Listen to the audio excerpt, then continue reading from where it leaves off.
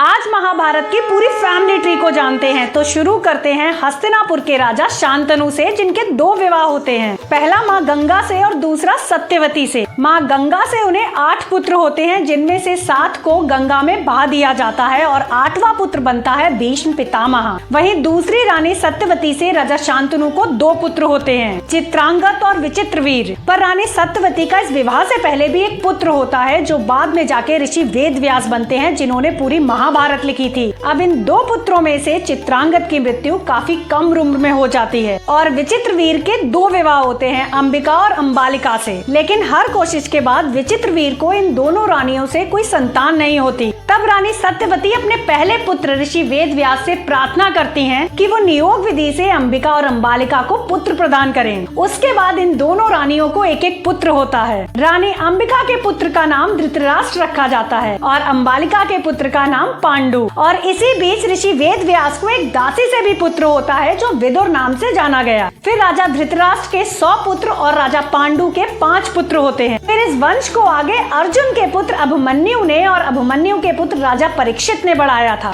अब ये बताओ, दुर्योधन को कौरव और अर्जुन को पांडव क्यों कहते थे, जबकि दोनों ही एक ही कुल से थे?